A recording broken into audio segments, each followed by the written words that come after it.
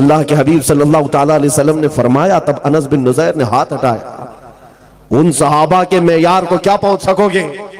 ساری دنیا ایک طرف ڈال دی، حضور اگر راضی ہے تو پوری کائنات ہماری۔ لا یؤمن احدکم حتی یکون ہواہ تبعا لما جئت بہ، یہ میرے آقا کا فرمان صحابہ کو یاد تھا۔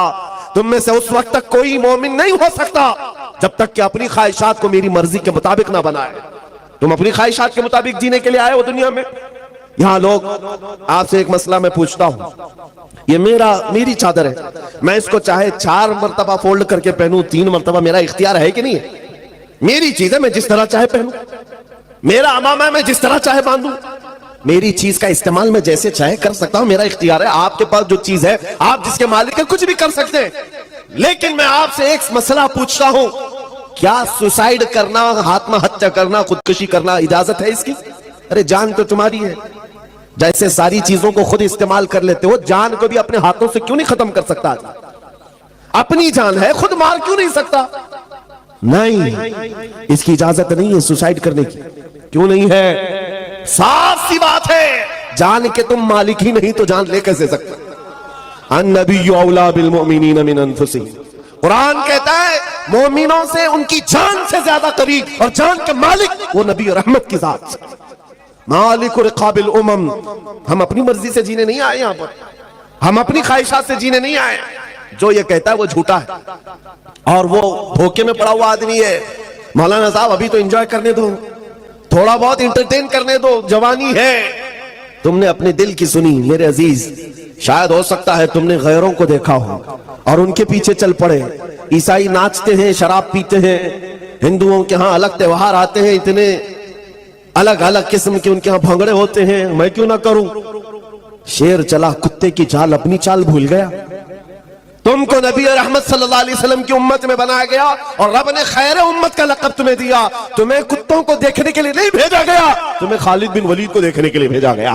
صلاح الدین ایوبی کو دیکھو، مصطفیٰ کریم کے قدموں کو دیکھو۔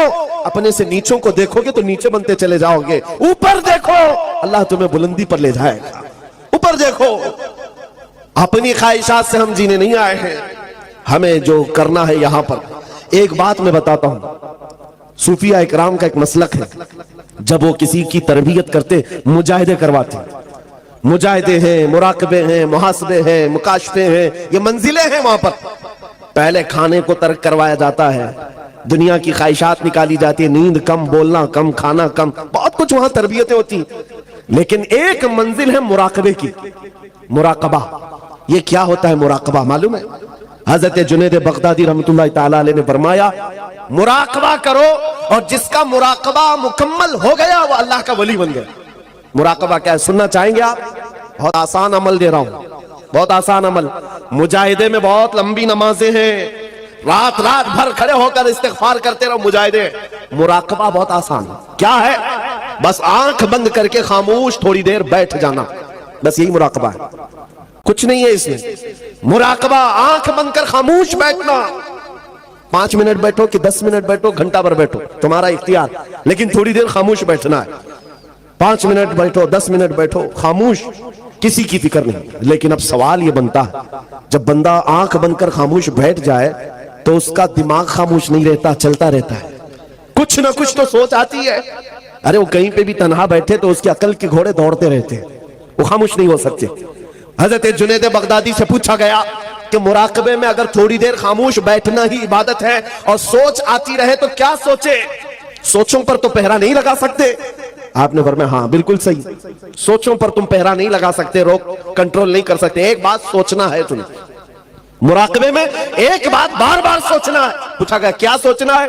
کہا بس اتنا سوچنا ہے کہ مجھے اس دنیا میں کیوں پیدا کیا گیا، بس یہی چیز سوچنا ہے مراقبے میں یہاں کیوں آیا، مجھے کیوں پیدا کیا گیا، یہ میری زندگی کیوں دی گئی ہے، یہ سوچتے رہو، بار بار سوچتے رہو، مراقبے میں یہی سوچتے رہو۔ پھر کیا ہوگا؟ حضرت جنید فرماتے ایک وقت آئے گا تیرا ضمیر پکار کر خود ہی جواب دے گا تو کیوں آیا، تیرا دل پکار کر جواب دے گا تو کیوں آیا ہے۔ میں مثال میں بتاؤں، جس کا مراقبہ کمپلیٹ ہو گیا وہ کیا جواب دیتا ہے؟ بیٹھ کر کے روزانہ سوچتا ہو، میں کیوں آیا, میری زندگی کیوں ملی, مجھے حیات کیوں دی گئی, مجھے کیوں بھیجا گیا, روز سوچتا رہے. ایک دن اس کا مراقبہ کمپلیٹ ہوتا ہے تو دل اس کا پکار کر کہتا ہے زندگی یہ نہیں ہے کسی کی, ہاں زندگی ہے نبی کی. یہ ضمیر پکار کر خود جواب دیتا ہم کیوں آئے. اور اعلیٰ حضرت کا مراقبہ ہوا ہوگا, تب انہوں نے کیا کہا تھا, دہن میں زبان تمہارے لیے, بدن میں ہے جان, اور ہم آئے یہاں اٹھے بھی وہاں. ضمیر پکار کر کہہ رہا ہے ہم اپنے لیے نہیں آئے ہیں, یا رسول اللہ جینا مرنا تمہارے لیے. زندگی نہیں ہے کسی کی کسی کے لیے, زندگی ہے نبی کی نبی کے لیے. یہی حقیقت ہے, یہی سچائی ہے. ریئلٹی یہی ہے کہ انسان کو اللہ تعالیٰ نے جو زندگی عطا کی ہے وہ اس لیے عطا نہیں کی زمانے میں عیاشی کرتا رہے, دوسروں کو تکلیف پہنچاتا رہے, روپیہ پیسہ مال دولت کا انبار لگاتا رہے. اللہ رب العزت نے زندگی اس لیے عطا نہیں کی کہ دوسروں کو تکلیف پہنچائے, چاہے وہ زبان سے ہو یا ہاتھ سے ہو. زمین و جائیداد بنانے کے لیے زندگی نہیں دی ہے, دولت اکٹھی کرنے کے لیے زندگی نہیں دی, یہ زندگی اپنے لیے نہیں دی. اللہ تعالیٰ نے جو زندگی عطا فرمائی ہے وہ رسول کریم صلی اللہ تعالیٰ علیہ وسلم پر قربان ہونے کے لیے عطا فرمائی ہے. آمنہ کے لال کے قدموں پر جانیں نچھاور کرنے کے لیے اللہ تعالیٰ نے زندگی عطا کی ہے. اس لیے اے لوگو محبت رسول کو اپنا لو, رسول کریم صلی اللہ تعالیٰ علیہ وسلم کی محبت میں زندگی گزارو. کامیابی تب ہی حاصل ہو سکتی ہے جب آمنہ کے لال پر درود و سلام کا دور شروع ہوگا.